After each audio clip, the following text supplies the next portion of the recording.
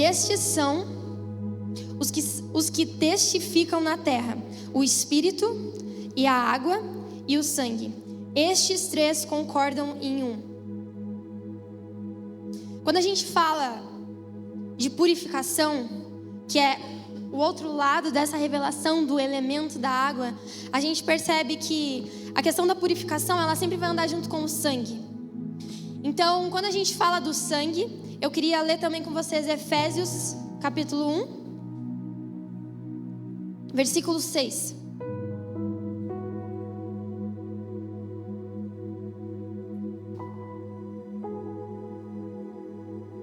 Para louvor da glória de sua graça, pela qual nos fez agradáveis a si no amado, em que temos a redenção pelo sangue, a remissão das ofensas, segundo as riquezas da sua graça. Então, o sangue, ele fala da remissão, do perdão dos nossos pecados. É um sacrifício que paga uma dívida, a dívida do nosso pecado. Então, o sangue, ele tem esse papel. Já a água, eu queria ler Hebreus, capítulo 10, versículo 19.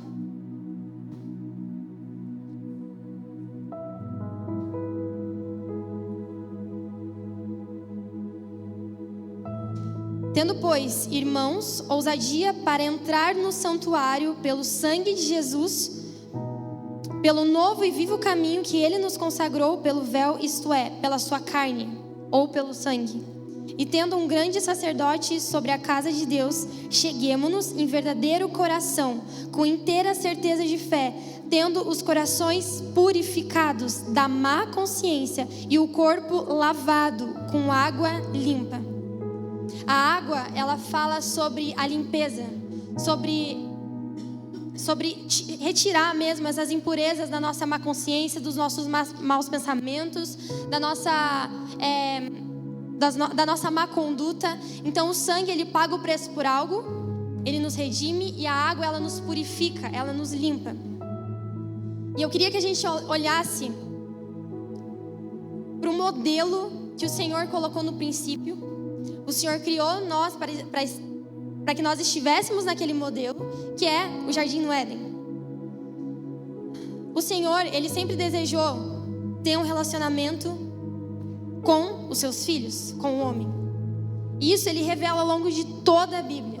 De toda a Bíblia é como se o Senhor estivesse ali, sabe? Lutando por um relacionamento com o homem, e o homem desejando ainda o pecado, a murmuração. Mas o Senhor sempre ali, achando jeitos, formas para sempre se relacionar com o homem, com os seus filhos. Em Gênesis 3:8, o Senhor, ele diz que o Senhor passeava pelo jardim na virada do dia. Ou seja, era como se fosse uma rotina do Senhor, sabe? Na virada do dia, ele descia, ele ia lá ter um tempo com Adão, ter relacionamento com o homem. Ou seja, o Senhor sempre ansiou ter relacionamento com a sua criação, com os seus filhos. E no Jardim do Éden, o Senhor, então, ele estabelece o relacionamento, ele também dá um propósito para Adão, que é o trabalho. Então ele precisaria cuidar e cultivar. Mas o trabalho no jardim era diferente, ele não pesava, não era o trabalho como a gente conhece hoje. Então, além de ter relacionamento, o homem também tinha um propósito e ele recebia uma provisão. Essa provisão, a gente vê que existia um rio que saía do trono de Deus e vinha sobre o Éden. Ali era como se aquele rio irrigasse todo aquele jardim, trazendo a provisão que eles precisavam, de novo, através da água. Então, o Senhor, ele dava assim o relacionamento, o contato de Deus com o homem, trazia um propósito do trabalho e também trazia a provisão para aquilo. E é interessante ver que o Senhor, ele poderia ter trabalhado sozinho, mas ele escolhe trabalhar em cooperação com o homem. Então, na criação, o Senhor pede a cooperação do homem para que o homem desse nome aos animais. A gente vê na Bíblia que quando alguém dá nome, ele também dá o propósito. Então, o homem exerceu um papel fundamental na criação, porque o Senhor sempre buscou por relacionamento com o homem. Até que, em Gênesis 2, e esse eu queria ler com vocês, Gênesis 2:16.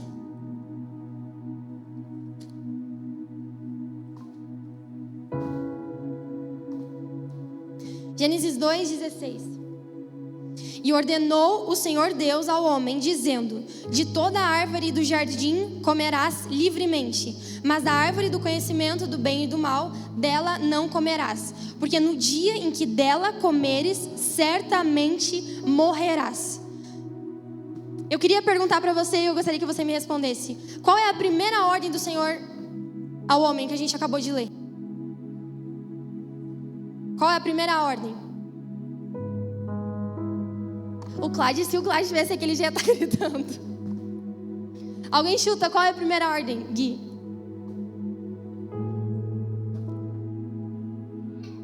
E ordenou o Senhor Deus ao homem, dizendo: de toda a árvore do jardim comerás livremente, mas da árvore do conhecimento do bem e do mal, dela não comerás. Às vezes a gente lê isso e a gente pensa que a primeira ordem do Senhor é dizer: não coma da árvore do bem e do mal. Mas na verdade, antes disso, o Senhor dá uma ordem que é: de toda a árvore do jardim comerás livremente. Essa é a primeira ordem do Senhor. Que o homem comesse de toda a árvore do jardim livremente. Aqui, basicamente, o Senhor está dizendo: cara, eu entreguei tudo para vocês. Vocês têm o livre acesso de se satisfazer naquilo que eu entreguei. Então, sabe, é como se o Senhor dissesse: cara, eu estou aqui. Me perguntem. Venham até mim. Satisfaçam-se em mim. Sabe, se vocês querem, eu estou aqui para entregar. Comam livremente. Sejam um corpo. Me amem, estejam em comunhão, estejam juntos, vivam igreja, vivam relacionamento, sabe? Vivam em satisfação na igreja, vivam em satisfação na sua casa, vivam em satisfação, sabe? Na presença do Senhor. Mas é no momento que o homem ele não obedece a primeira ordem, ele passa a ter dificuldade de obedecer a segunda ordem, que aí sim é: não coma da árvore do conhecimento do bem e do mal. Sabe por quê?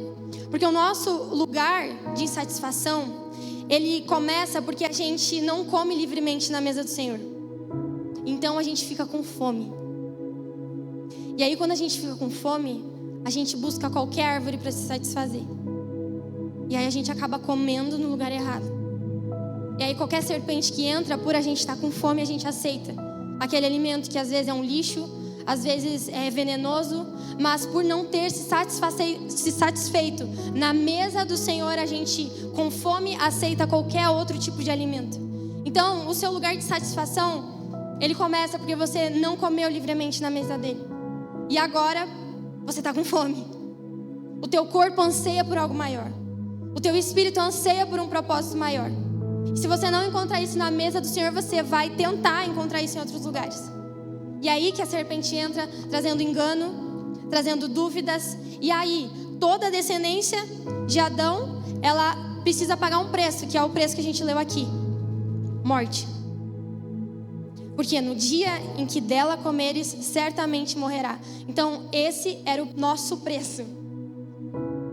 A descendência da mulher, esse era o preço a ser pago, o preço de morte. Então, a gente percebe que eles são expulsos do jardim. Às vezes a gente pode pensar que isso pode ser, sei lá, um Deus tirano, um Deus muito justo, muito exigente. Mas isso, na verdade, é um sinal de cuidado do Senhor com o homem.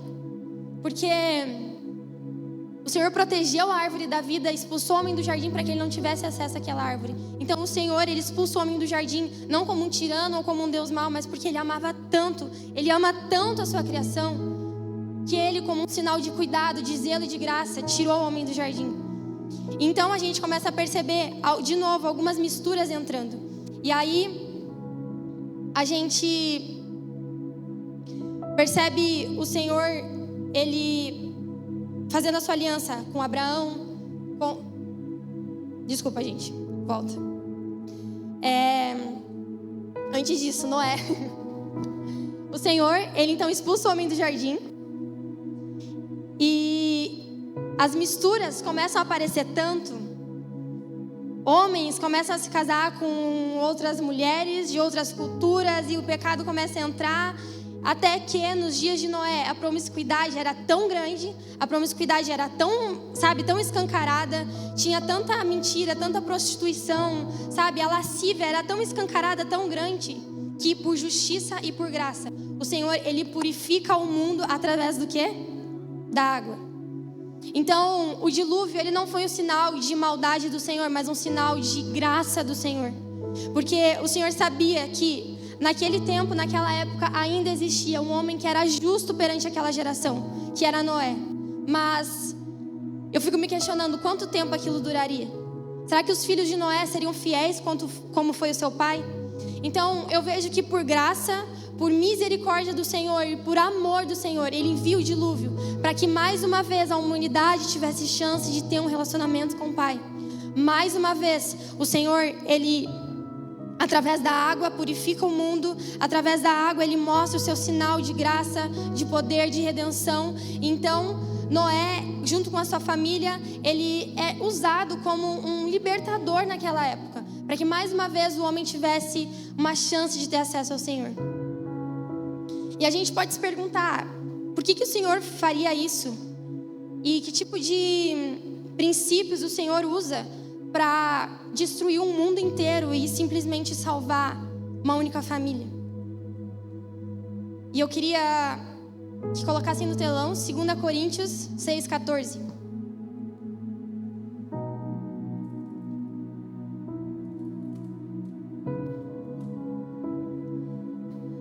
Não vos coloqueis em julgo desigual com os incrédulos, pois que sociedade tem a justiça com a injustiça, e que comunhão há entre luz e trevas. Ou seja, a luz e as trevas, elas não se misturam, elas não compactuam, elas não se comportam uma outra. É como você tentar misturar a água no azeite. Você pode mexer o quanto for, elas não vão se misturar. É incompatível essa mistura. Então trevas e luz não se misturam. Num lugar onde há trevas, o Senhor, Ele não pode estar ali. Num lugar onde há, essa escuridão, o Senhor não pode estar ali. E não é simplesmente, Deus não quer salvar. Não é, porque a santidade do Senhor não comporta as trevas. Elas não se misturam, não compactuam. Então, a glória do Senhor é tão grande que não há como habitar glórias e trevas em um mesmo lugar. Então, por isso, o Senhor envia o dilúvio como um sinal de graça. Porque trevas e luz não podem andar juntos. E a terra, o Senhor tanto amou o mundo que Ele quis, que essa graça, essa misericórdia se manifestasse sobre a terra. E aí sim, agora sim, nós vemos Abraão, Isaac, Jacó, José, homens de Deus que o Senhor fez uma aliança, entregou promessas, foram homens fiéis, mas não foram homens perfeitos. A gente vê que esses homens, eles nos ensinam tanto, mas eles ainda assim também erraram com o Senhor. E então a gente continua vendo o decorrer da história. O povo, ele acaba se tornando escravo do Egito e passam 400 anos sendo escravos no Egito. Pensem, 400 anos em um lugar onde a cultura era diferente, eles glorificavam outros deuses. Então, mais uma vez, a mistura começou a entrar.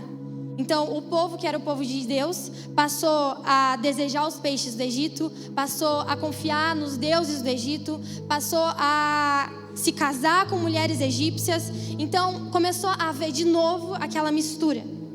E de novo as trevas começaram a entrar. E o que o Senhor faz? Vai lá e condena toda a humanidade de novo? Não. Mais uma vez, o Senhor, buscando o relacionamento, Ele levanta um libertador. E é engraçado ver que a gente lê na Bíblia que Moisés foi posto num cestinho, mas a palavra Eli, na verdade, é arca.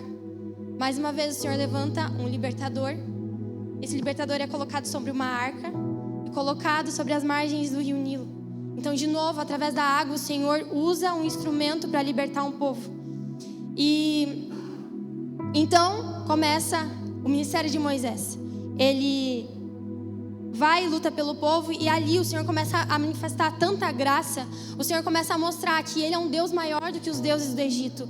Então Ele vem com as 10 pragas, afrontando diretamente 10 deuses do Egito. Ele começa a vir, com poder, com glória, com graça, para mostrar para aquele povo que Ele estava com eles. Então eles atravessam o Mar Vermelho, chegam no deserto, e o povo começa a murmurar.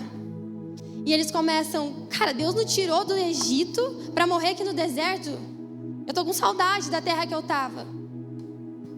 Melhor seria se a gente tivesse ficado lá, comendo a comida de lá, nos alimentando da cultura de lá, do que ficar aqui no deserto morrendo de fome, passando trabalho.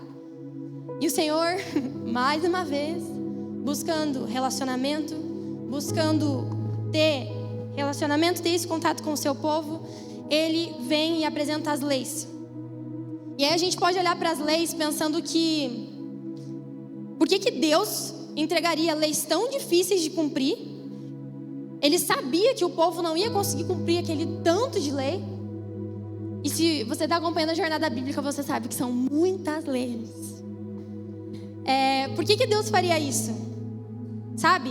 Ele sabia que, cara, é impossível a gente cumprir aquele tanto de lei. Mais uma vez, a gente precisa ter esse princípio enraizado dentro de nós, que trevas e luz, elas não caminham juntos. Então o Senhor, Ele precisa ter um princípio, um molde para apresentar para o homem, para mostrar e revelar ao homem como ele seria digno de entrar na presença do Senhor. Por isso existiam aquelas leis. E lembrem-se, o nosso salário, a nossa recompensa até agora, até aquele ponto, era a morte. Então a gente ainda estava no lucro. E para que o Senhor se manifestasse no homem, Ele escolhe fazer isso através do tabernáculo. E aí no tabernáculo eu queria entrar um pouco com vocês. O tabernáculo, ele é a casa de Deus na terra. O Senhor, Ele vem para habitar e tabernacular entre nós. Mais uma vez o Senhor revelando que Ele busca o relacionamento. E aqui a gente pode perceber duas formas de revelação do tabernáculo. Na Bíblia, se vocês puderem botar a foto, por favor. Na Bíblia, o Senhor apresenta o tabernáculo de uma forma contrária.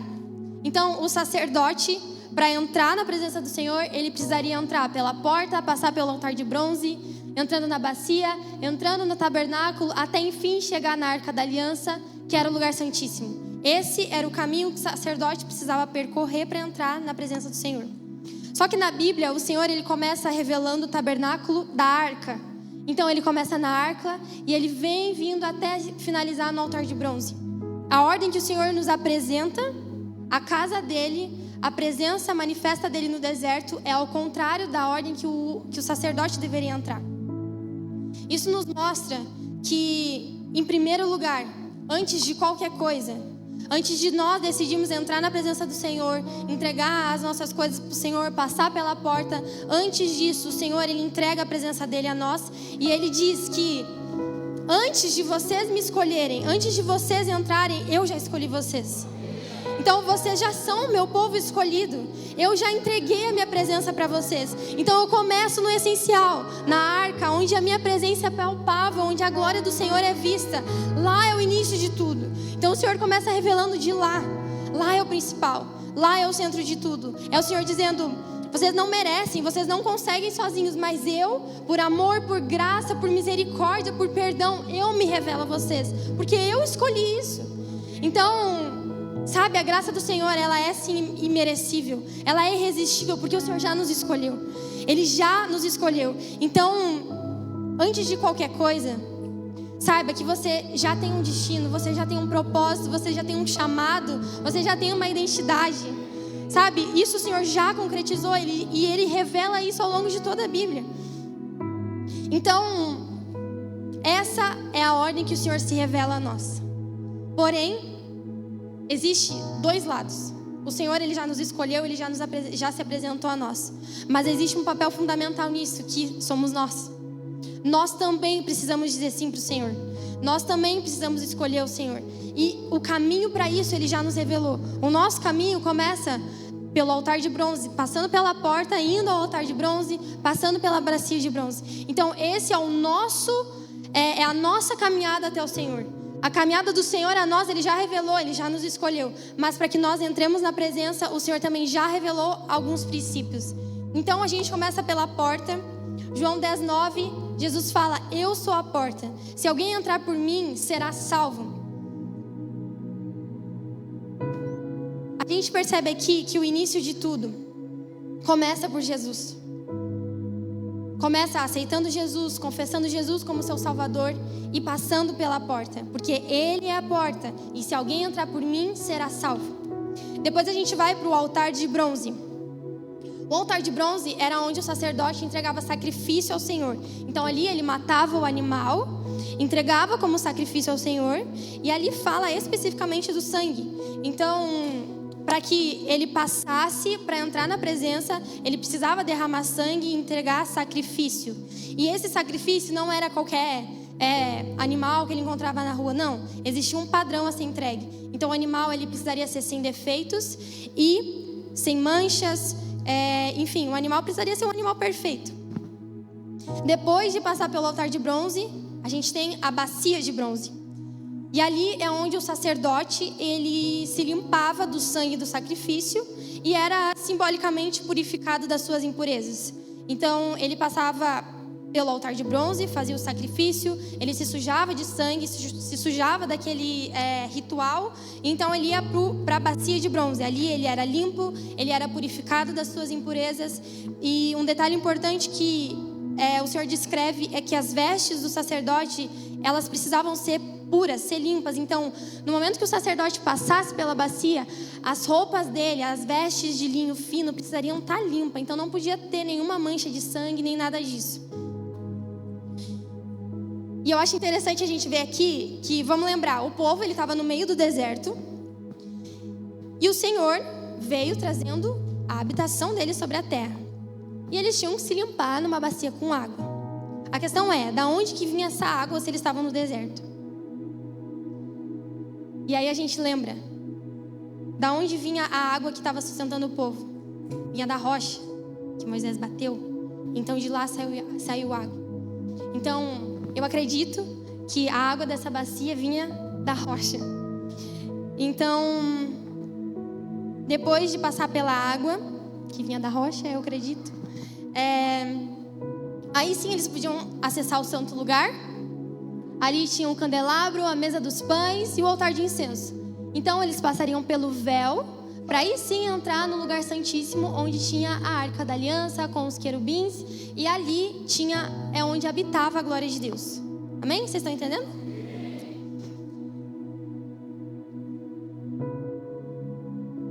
Porém, quando a gente começa a percorrer a Bíblia, começa a ler um pouco mais, o que a gente vê? Que, para variar, o povo não conseguiu cumprir a lei. Então, o povo ele não conseguiu cumprir os estatutos do Senhor.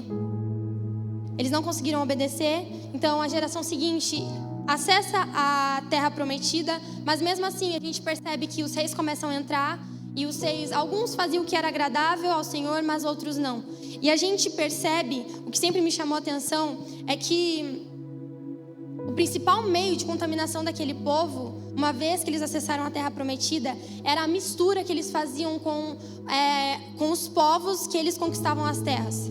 Então o Senhor sempre falava, vocês vão conquistar aquele lugar, mas não se casem com as mulheres de lá, para vocês não se corromper, não misturar as culturas e tudo mais. E o que o povo fazia?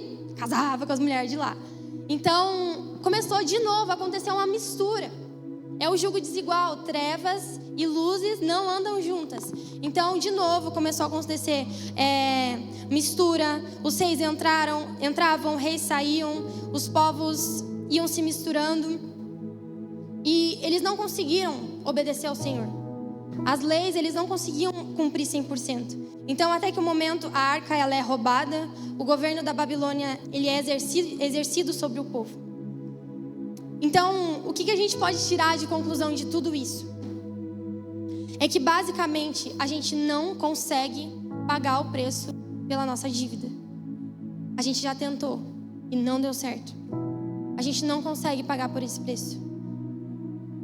Então, um povo, ele tentou fazer por mérito, ele tentou fazer por esforço, de cumprir as leis e tudo mais, e não deu.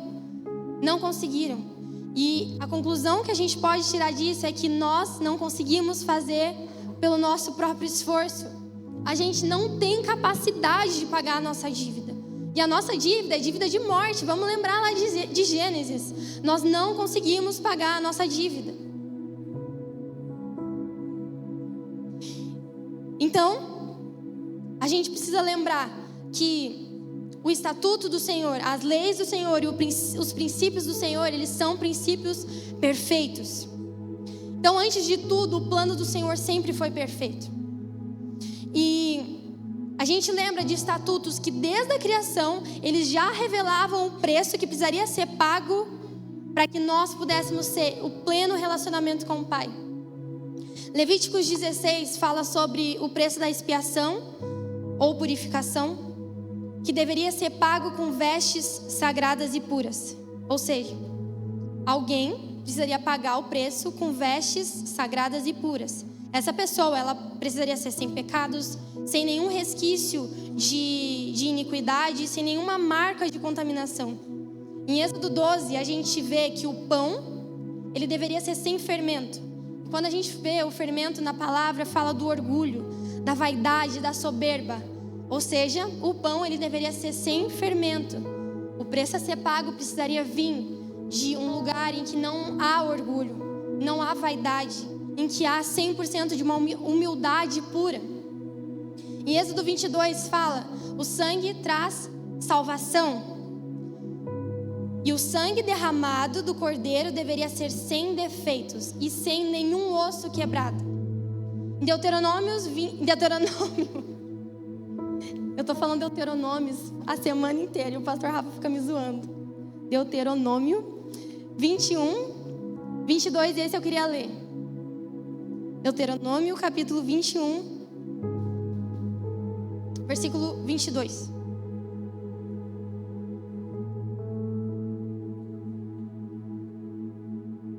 Se um homem tiver cometido um pecado digno de morte, ou seja, a gente, e for morto, e o tiveres pendurado no madeiro, 23, seu cadáver não passará toda a noite no madeiro, mas certamente o enterrarás no mesmo dia, pois aquele que é pendurado foi amaldiçoado por Deus.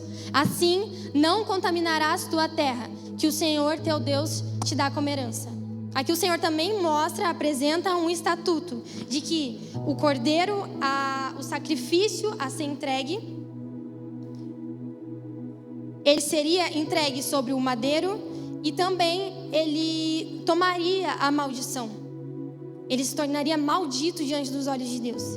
E nós vemos no tabernáculo que para passar pela presença, nós deveríamos passar pelo sangue e pela água. Isso a gente leu também em 1 João.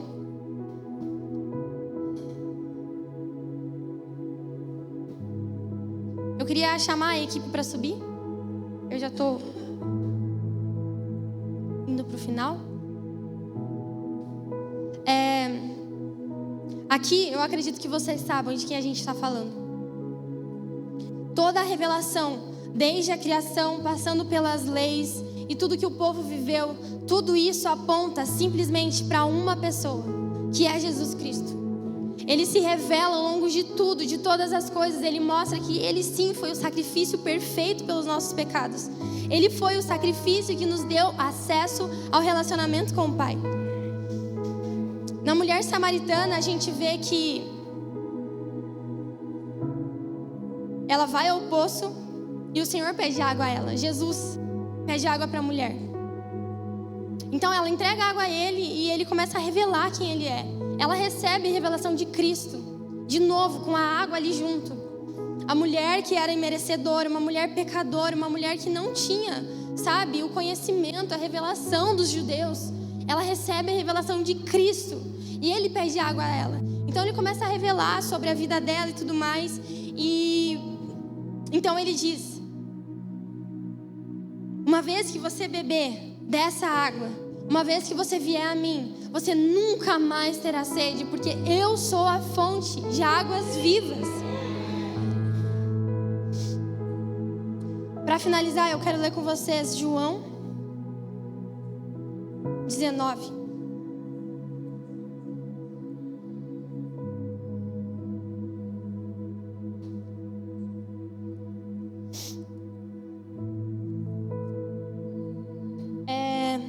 João 19, versículo 28.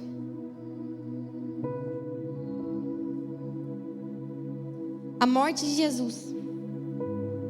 Depois disso, sabendo Jesus que já todas as coisas estavam terminadas, para que a Escritura se cumprisse. Disse ele: tenho sede. Estava ali, pois, um vaso cheio de vinagre, e encheram de vinagre uma esponja e pondo-a num isopo, lhe chegaram à boca. E quando Jesus tomou o vinagre, disse: está consumado. E inclinando a cabeça, entregou o Espírito. Os judeus, pois, para que no sábado não ficassem os corpos na cruz, visto como era a preparação, pois era grande o dia de sábado, rogaram a Pilatos que se lhe quebrassem as pernas e fossem tirados. Foram, pois, os soldados e, na verdade, quebraram as pernas ao primeiro e ao outro, que como ele fora crucificado. Mas vindo a Jesus e vendo já morto, não lhe quebraram as pernas. Contudo, um dos soldados lhe furou um lado com uma lança, e logo saiu sangue e água.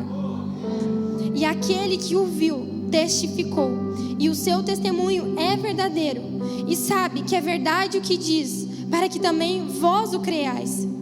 Porque isso aconteceu para que se cumprisse a Escritura que diz: nenhum dos seus ossos será quebrado. E novamente diz outra Escritura: verão aquele que transpassaram.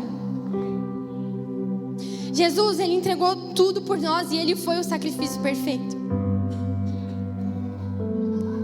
E algo que eu vejo aqui é que no momento da crucificação, o Senhor, ele precisou abrir mão de acessos que ele tinha na eternidade.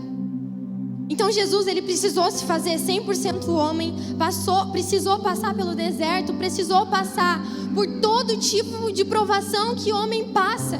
E ele foi fiel, sabe? Ele foi o sacrifício perfeito. Então, para que o Senhor se fizesse 100% homem, ele precisou abrir mão de determinadas coisas da divindade. Então, por exemplo, a onisciência, a onipresença, no momento que ele estava sobre a terra, ele precisou abrir mão disso, porque ele precisava ser 100% homem. E a gente percebe no livro de Mateus que ele fala que, ele pergunta ao Pai: meu Deus, por que me abandonaste? E João fala que, no momento da cruz, ele diz: eu tenho sede. E eu vejo que a sede de Jesus ali não era puramente física, mas ele sentiu falta do Pai.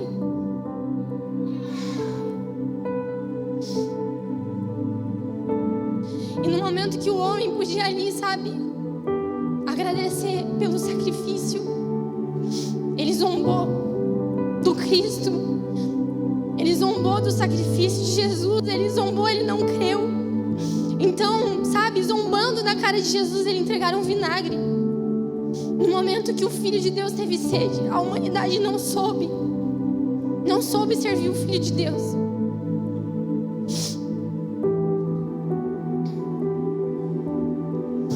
Então, sabendo que a Escritura precisava ser cumprida e que o Senhor é um Deus perfeito,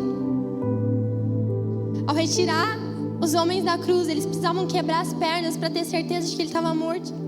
Mas quando eles chegaram em Jesus, eles não conseguiram quebrar as pernas dele, porque ele era o Cordeiro perfeito e nenhum osso podia ser quebrado. Então eles vieram ao lado de Jesus e perfuraram ao lado da costela, e dele saiu o sangue e água. Sabe, ele derramou o sangue para que nós não precisássemos mais pagar o sacrifício para entrar na presença do Senhor. E ele também entregou a água para que nós estivéssemos limpos para acessar o Santo dos Santos. Então hoje o nosso tabernáculo é Cristo. Hoje Ele é aquele que é o único que nos dá acesso ao Pai. E a gente vê que no momento que Ele diz está consumado, o véu do templo cai. Então nós já temos o sangue, nós já temos a água, o véu já caiu e hoje nós temos pleno acesso ao relacionamento. Eu queria te convidar a ficar de pé.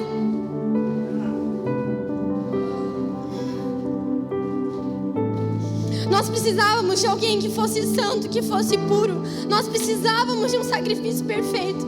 E sabendo que na terra não haveria quem pagasse por isso, o Senhor, Ele sai do trono. O Filho de Deus, Ele desce sobre a terra para que nós finalmente pudéssemos ter acesso pleno ao relacionamento com o Pai. E sabe, Jesus, ele entregou tudo. Ele sofreu como ele deveria sofrer. Ele morreu como ele deveria morrer. Ele entregou o sangue, ele entregou a água, ele foi o cumprimento perfeito. E sabe, eu fico me questionando, que tipo de Deus é esse que olha pra mim e diz que eu sou digna de qualquer tipo de sacrifício? Que tipo de Deus é esse que olha pra gente tão errados, tão falhos e diz, ainda assim vale a pena? Sabe, entregar o meu filho, vale a pena eu abrir mão da onisciência, da onipresença, vale a pena eu ter sede por um momento, para que ele possa ter acesso ao Pai como eu tenho acesso. Sabe, que tipo de Deus é esse? Quão radical é o nosso Deus? Quão radical é o amor do nosso Deus? E eu quero deixar aqui uma pergunta muito sincera a vocês. O nosso Deus, ele entregou tudo por nós. E a minha pergunta é, que tipo de igreja a gente está sendo para esse Deus que entregou tudo por nós? Sabe, não tem como eu conhecer o Senhor e continuar saindo daqui fazendo tudo que eu faço do mesmo jeito. Não tem como eu ter acesso ao Pai e não poder abrir mão de relacionamentos errados, de prazeres errados, de vícios errados. Como? Uma vez acessando o Santo dos Santos, você pode achar prazer nisso. Coma livremente de todo o fruto. Coma livremente da presença, acesse livremente a presença, para que você não tenha fome, sabe, de todas as porcarias que vão te entregar lá fora. Que tipo de igreja a gente está sendo para um Deus que entregou tudo? Tem trabalho a ser feito, sabe? Os frutos estão prontos, mas cadê as mãos para colher tudo isso? Tem tanta coisa a ser feita, tem tanta gente para conhecer esse amor que um dia te alcançou, e a gente fica reclamando de estar escalado uma vez por mês. A gente reclama porque eu servi na sexta e eu não vou servir no domingo. Que tipo de igreja é essa? Sabe, o nosso Deus, ele entregou tudo por nós e a gente reclama por coisa pouca. Que tipo de igreja? Sabe, o Senhor, ele está vindo por uma noiva que é limpa, por uma noiva que espera com a lamparina acesa, por uma noiva que fica ali depositando lenha sobre o altar, fica ali colocando óleo, Então, Senhor, o meu óleo está apagando, então todo dia de manhã eu vou lá, Deus, eu preciso do Senhor. Eu não sei fazer nada sozinho, então eu estou aqui diante do Senhor pedindo, coloca mais lenha, Pai. Coloca mais óleo, Senhor, sobre a minha lamparina. Pai, abre os nossos olhos, Senhor. Abre os olhos da tua igreja, Deus. Que nós tenhamos, Senhor, o temor da responsabilidade de carregar o teu nome. O Senhor entregou tudo por nós, agora é a nossa vez, Pai. Senhor, que nós tenhamos, Pai, a consciência de Cristo. Que nós tenhamos, Jesus, a revelação de Cristo sobre nós.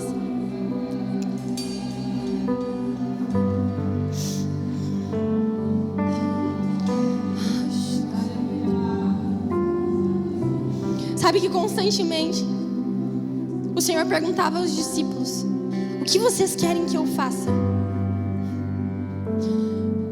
O Senhor, ele já nos escolheu, ele já pagou o preço, ele já fez tudo de forma perfeita. E hoje ele pergunta: o que você quer que eu faça? Como foi na criação, você precisa abrir a sua boca e dizer. Como foi lá no início, onde o verbo se manifestou, você precisa abrir os seus lábios e dizer: Senhor, eu preciso de ti dentro da minha casa. Senhor, eu preciso de ti dentro da minha mente. Jesus, eu continuo desejando os peixes do Egito e eu não quero mais. Pai, muda o meu coração, muda a minha mente, muda os meus pensamentos. Eu oro, Jesus, que nós possamos ser a noiva que o Senhor vai vir buscar, Pai.